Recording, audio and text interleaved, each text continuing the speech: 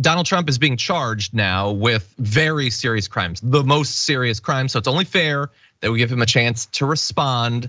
And thus far, I would say it's not persuasive. It's not gonna lead you to believe that he didn't do this. He put out a statement on official letterhead that says, "This is nothing more than the latest corrupt chapter in the continued pathetic attempt by the blah, blah, blah, blah, blah. Why did they wait 2.5 years to bring these fake charges right in the middle of the blah, blah, blah?" Yes, because clearly if they'd done these charges immediately after the election or after the swearing in of Joe Biden, they would have had any issue with it. Anyway, that's not what's important. But he goes on to say, the answer is election interference. Everything is. For some reason, investigating Joe Biden and his family, not election interference. Weird how that works out. Yeah. Anyway, the lawlessness of these persecutions of President Trump and his supporters is reminiscent of Nazi Germany in the 1930s, the former Soviet Union, and other authoritarian dictatorial regimes that normally I'm a huge fan of, but for this context, let's say they're bad. President Trump has always followed the rule of law and the Constitution with advice from many highly accomplished attorneys. Come on. I like that they slip in a joke at the end there. But anyway, that's what he's saying. Since then, he's moved on to, this is a good thing. He bleated, "Thank you to everyone. I have never had so much support on anything before." Sorry, but no. It's the case against you that's got a lot of support. I understand you might get that mixed up. The document's very long and it's not just bullet points.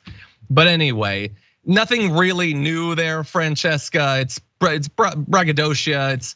It's more an attempt to control like the perception by the MAGA base of what's happening than to control what's really happening. This is not a legal argument. It doesn't even hint at a legal argument. It just aims at let me keep people on my side so I can be the nominee, so I can become the president, so I can try to pardon myself. That's what it feels like. And he will be. That's what's so amazing about all of this. He's still gonna be the Republican nominee. Oh my goodness, what a party of beta male cucks. My goodness, you're gonna let a criminal be the head of your party? Tight, that's brilliant. Look at this all caps criminal putting out like 3 exclamation marks after every single sentence. Cool. Here's the thing that really bothers me, and something that legal analyst, writer Ellie Mistal has pointed out, is that remember after the January 6th riot and attempted coup, that Merrick Garland, Attorney General, did not open an investigation immediately, did not appoint Jack Smith immediately as a special prosecutor. That doesn't mean when you open an investigation, right? It doesn't mean you have all of the evidence right there. You're just opening and beginning the process. But because he took months to do so, apparently now that is why there's been a delay. And this legal process will drag on, yes, well into next year and perhaps beyond, and likely beyond the election.